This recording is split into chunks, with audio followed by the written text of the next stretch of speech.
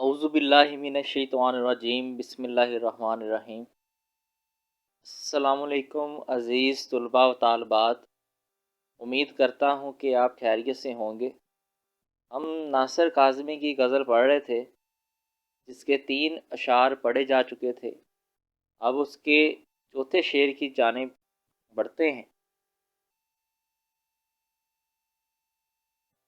اس غزل کا چوتھا شعر ہے: تو شریک سخن نہیں ہے تو کیا، ہم سخن تیری خاموشی ہے ابھی۔ اس میں جو مشکل الفاظ ہیں، شریک سخن کا معنی ہے ہم کلام، خاموشی کا مطلب ہے خاموشی۔ اس شعر کا مفہوم ہے: اے محبوب، اگرچہ تو مجھ سے بات نہیں کر رہا لیکن تیری خاموشی پھر بھی مجھ سے کلام کر رہی ہے۔ بعض اوقات خاموشی بھی گفتگو سے زیادہ بلیغ، معنی خیز اور قرب انگیز ہو جاتی ہے۔ زبان سے ساری باتیں ادا نہیں ہو سکتی۔ خاموشی کی زبان میں دل کی ہر بات کہی بھی جاتی ہے اور سنی بھی جاتی ہے۔ ایک شعر میں شاعر کہتا ہے کہ نظر کو حال دل کا ترجمہ کہنا ہی پڑتا ہے، خاموشی کو بھی ایک طرز بیاں کہنا ہی پڑتا ہے۔ ناصر کاظمی کہتے ہیں: اے محبوب، تو مجھ سے کلام نہیں کرتا، تیری جھجک اور شرم و حیا تجھے ہم کلام ہونے سے روک دیتی ہے۔ میں اس صورتحال سے مایوس نہیں۔ میں محبت کے اس درجے تک پہنچ چکا ہوں جہاں خاموشی گفتگو بن جاتی ہے۔ ویسے بھی جذبے لفظوں کے محتاج نہیں ہوتے۔ اب یہ عالم ہے کہ میں بھری محفل میں خاموش رہ کر تجھ سے گفتگو کرتا رہتا۔ تیری آنکھیں مجھ سے کلام کرتی ہیں، مجھے تو تیری خاموشی تیرے تکلم سے زیادہ عزیز ہے۔ کہ تو مجھ سے زبان سے گفتگو کرتا تو شاید تیرا لہجہ میرے ارمانوں کے گھروندے کو گرا دیتا، لیکن اب میں تیری خاموشی کو نیم رضامندی سمجھتے ہوئے اس سے من پسند مفہوم اخذ کرتا رہتا ہوں۔ دنیا والے میرے راز محبت کو سمجھ نہیں پاتے اور میں بھری بزم میں تجھ سے باتیں کرتا رہتا ہوں۔ شعر میں شاعر کہتے ہیں کہ کرتے جاتے ہیں خاموشی کی زبان میں باتیں، بھری محفل میں ملاقات چرانے والے۔ ایک عاشق کے لیے یہ بڑے اعزاز کی بات ہوتی ہے کہ اس کا محبوب اس سے باتیں کرے۔ اردو شاعری کا حسن ہے کہ محبوب بہت زیادہ ظالم و جابر دکھایا گیا ہے اور عاشق کو جو ہے وہ مظلوم کردار کے طور پر پیش کیا جاتا ہے۔ اس کے تمام تر احساسات جو ہیں وہ محبوب پر مبنی ہیں۔ محبوب چونکہ بہت سخت دل ہوتا ہے، اس لیے عاشق کی ہر خواہش حسرت کا روپ دھار لیتی ہے۔ بعض اوقات عاشق محبوب کی چپ اور خاموشی سے بھی راہ نکال لیتا ہے، بلکہ وہ تو محبوب کی چپ پر سارے تکلم فدا کرنا چاہتا ہے۔ ایک شعر میں شاعر کہتا ہے: اتنی دلکش ہے اس کی خاموشی، ساری باتیں فضول ہوں جیسے۔ جب محبوب بے رخی دکھاتے ہوئے بولنا ترک کر دیتا ہے تو پھر بھی عاشق کوئی نہ کوئی راہ ڈھونڈ نکالتا ہے اس سے باتیں کرنے کے لیے۔ بعض دفعہ محبوب کی آنکھیں عاشق سے کلام کرتی ہیں تو بعض دفعہ عاشق خود جو ہے وہ محبوب کی چپ کو دعوت کلام دیتا ہے۔ شعر میں شاعر کہتے ہیں کہ آؤ چپ کی زبان میں خاور، اتنی باتیں کریں کہ تھک جائیں۔ تشریح طلب شعر میں ناصر ایک عاشق صادق کی طرح محبوب کی خاموشی پر بھی اطمینان کا اظہار کر رہے ہیں کہ اے محبوب، تیرا مجھ سے ہم کلام نہ ہونا میرے لیے تشویش کا باعث نہیں۔ محبت میں خاموشی بھی زبان بن جاتی ہے۔ اس لیے اے محبوب، تو اگرچہ مجھ سے گفتگو نہیں کر رہا ہے، لیکن تیری خاموشی مجھے دل کا سارا حال سنا رہی۔ حقیقت میں شاعر نے خود کو تنہائی کے عذاب سے بچانے کے لیے اپنے دل میں محفل سجا رکھی ہے، جہاں محبوب ہر وقت شریک گفتگو رہتا ہے۔ اور مومن خان مومن اس کو یوں بیان کرتے ہیں: تم میرے پاس ہوتے ہو گویا جب کوئی دوسرا نہیں ہوتا۔ دراصل تشریح طلب شعر میں ناصر کاظمی کہتے ہیں کہ اے محبوب، اگر تو اس وقت ہمارے پاس نہیں ہے اور ہم سے ہم کلام نہیں ہو رہا یا ہم سے کلام نہیں کر رہا، تو تیرے نہ ہونے سے سلسلہ کلام ٹوٹا نہیں، بلکہ ہم تیری خاموشی سے گفتگو کر رہے ہیں۔ اس غزل کا اگلا شعر ہے: یاد کے بے نشان جزیروں سے تیری آواز آ رہی ہے۔ اس میں جو مشکل الفاظ ہے: بے نشان، جس کا کوئی ٹھکانہ نہ ہو; جزیرہ، وہ خطہ جس کے چاروں طرف پانی ہو۔ اس شعر کا مفہوم ہے: محبوب، مجھے یادوں کے بے نشان جزیروں سے ابھی تک تیری آواز آ رہی ہے۔ ناصر کاظمی نے ہجرت کے واقعات کا گہرا اثر قبول کیا۔ انہوں نے شہروں کو اجڑتے اور ویران ہوتے دیکھا، پھول جیسے چہروں کو حالات کی آندھیوں میں بکھرتے دیکھا، اپنے پیاروں کے بچھڑنے کا صدمہ انہیں پل پل رلاتا رہا۔ اس شعر میں بھی انہوں نے محبوب کی یاد کا ذکر کیا ہے۔ سمندر میں جب جوار بھاٹے کی کیفیت ہوتی ہے تو کئی جزیرے بھی ڈوب جاتے ہیں۔ پانی اترتا ہے تو یہ دوبارہ نمودار ہو جاتے ہیں۔ یہی عالم یادوں کا ہے جو بھلائے نہیں بھولتی۔ شاعر کہتے ہیں کہ محبوب، حال کی تلخیوں سے میرا ہر لمحہ جو ہے وہ زہر ہے۔ وقت کے ساغر میں میرے لیے تلخیاں ہی بچی ہیں۔ غم دوران محبتوں کے چمن ویران کر کے رکھ دیے ہیں۔ پھر بھی ماضی کے کچھ خوشگوار لمحے میری زندگی کا حاصل۔ میں جتنا بھی گموں میں ڈوبا ہوا ہوں، تیری یادیں مجھے کچھ لمحوں کے لیے بے خود کر دیتی ہیں۔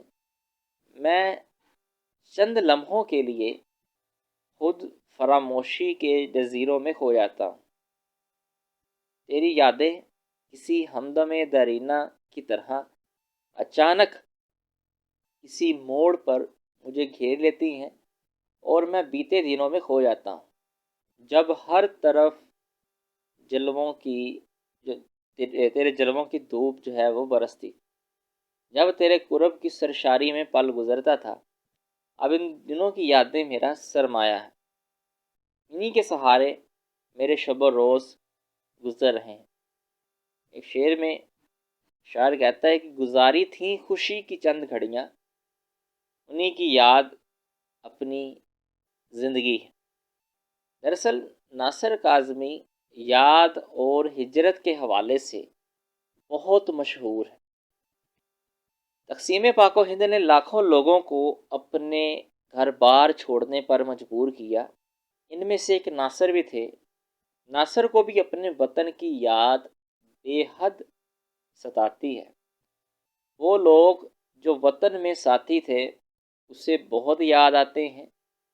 اب ناصر کو ان کی یادیں رہ رہ کر ستاتی ہیں۔ ناصر کو جب کوئی ایسی چیز نظر آتی ہے جو اس کے وطن سے تعلق رکھتی ہے تو اپنے شہر کو یاد کرنے لگتے ہیں۔ جس طرح محسن نقوی کہتے ہیں: جب بھی ساون کی شوخ راتوں میں کوئی وارث کی ہیر گاتا ہے، سوچتا ہوں کہ اس گھڑی مجھ کو کیوں تیرا شہر یاد آتا ہے۔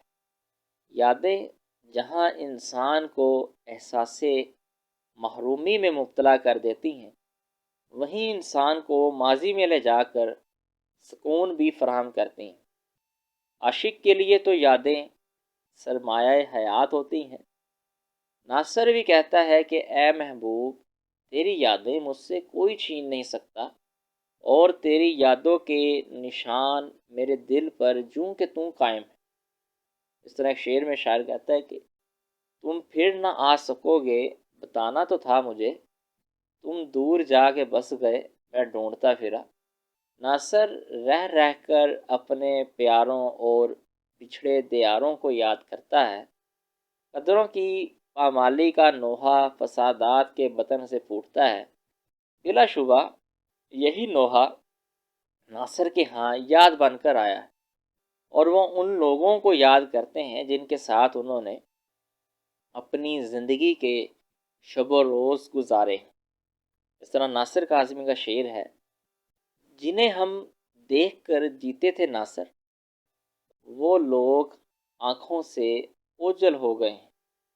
اگرچہ یاد کے جزیرے بھی ڈوبتے جا رہے ہیں، لیکن محبوب کی آواز اسے واضح سنائی دے رہی ہے۔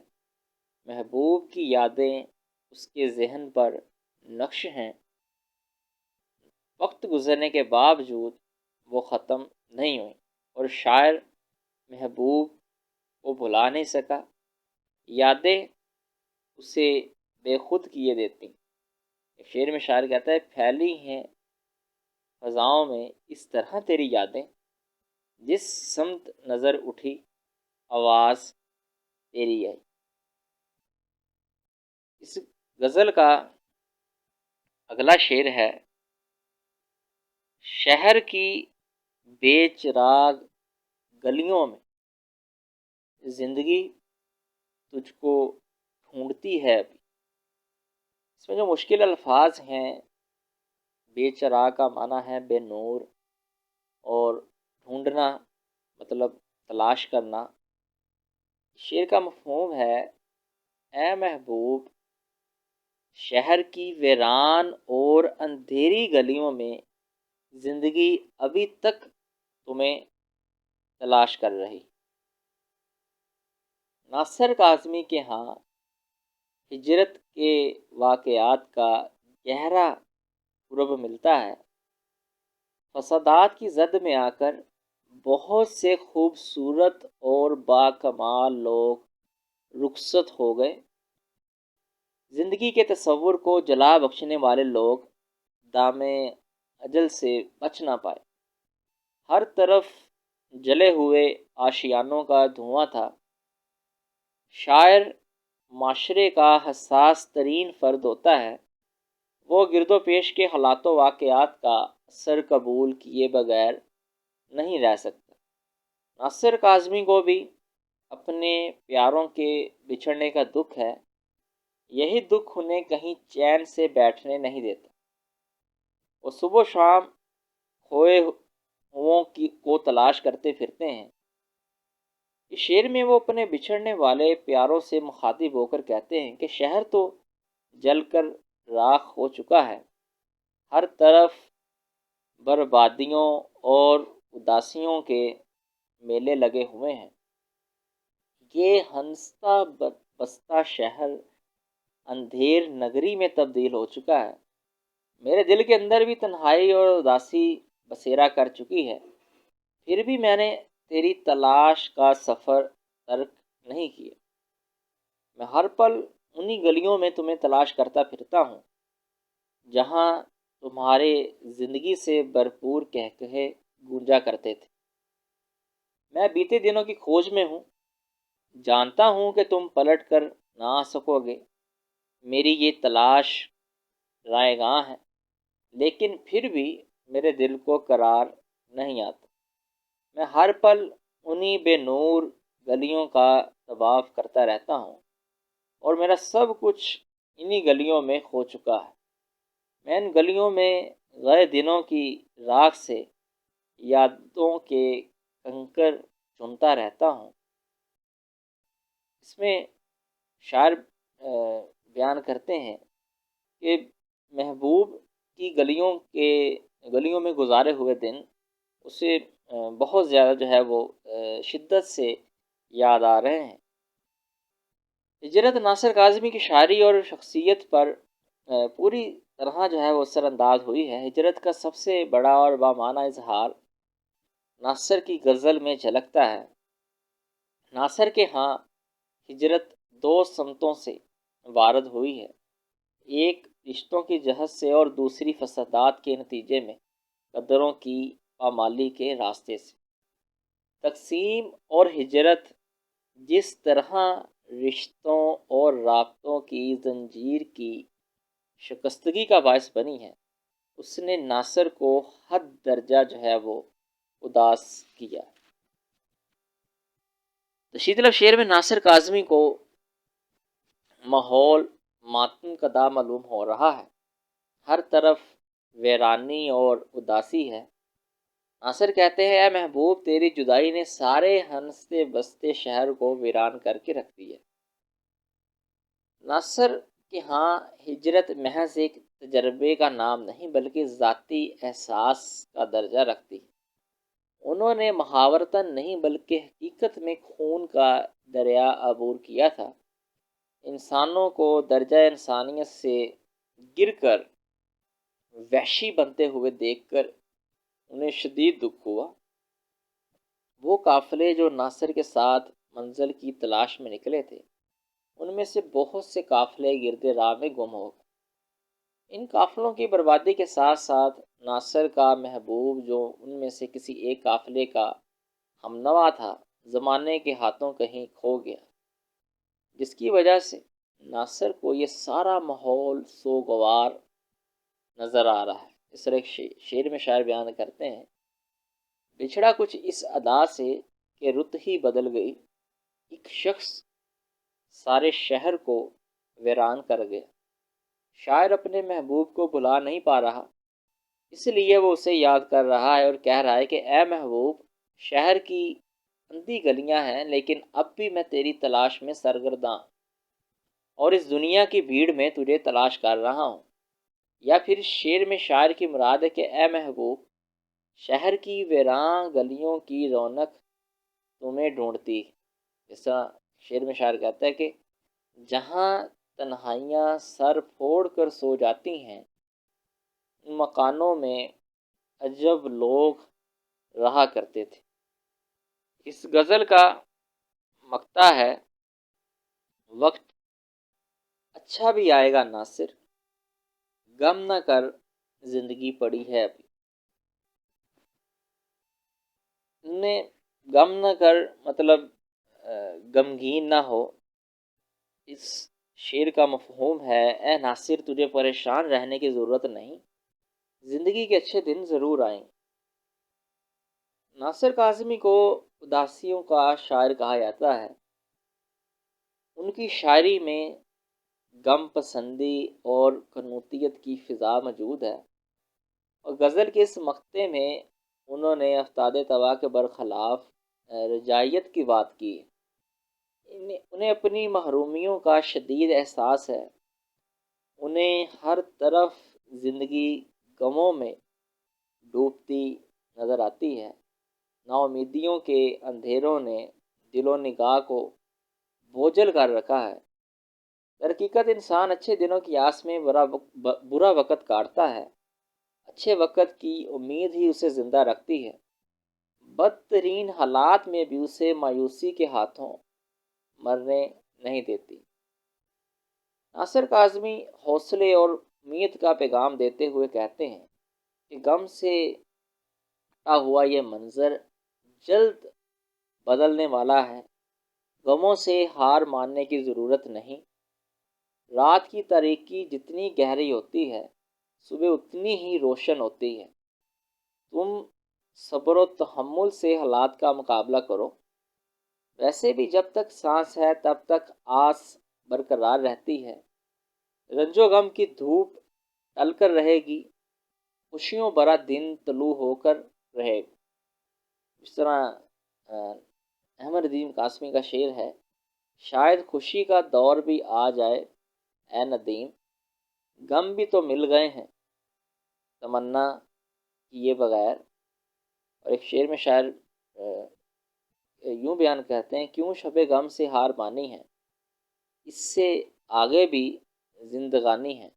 تو ناصر کو عام طور پر تنہائی اور مایوسی کا شاعر کہا جاتا ہے، لیکن اس شعر میں ناصر کا لہجہ رجائی ہے اور وہ اپنے آپ کو تسلی دے رہا ہے اور اپنے آپ سے کلام کرتے ہوئے کہتا ہے کہ تمہیں پریشان ہونے کی ضرورت نہیں، یہ زندگی کی پریشانی ہمیشہ نہیں رہتی، اور جو رنج و الم تمہیں اس دنیا میں پیش آئے ہیں ان سے گھبرانے کی ضرورت نہیں، کیونکہ یہ رنج و الم ہمیشہ نہیں رہیں گے بلکہ حالات جلد ٹھیک ہو جائیں گے۔ گویا شاعر اللہ تعالیٰ کی ذات سے نا امید نہیں،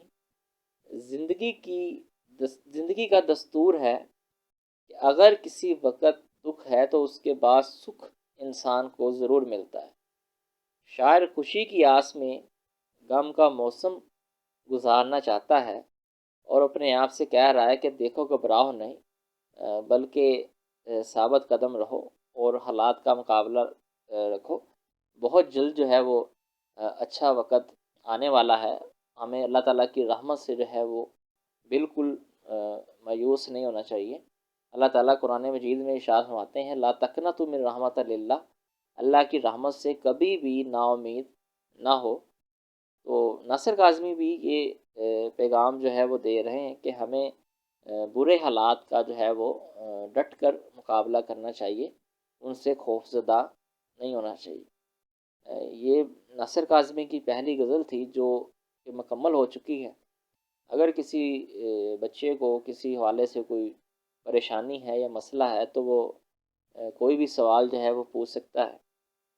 فی امان اللہ۔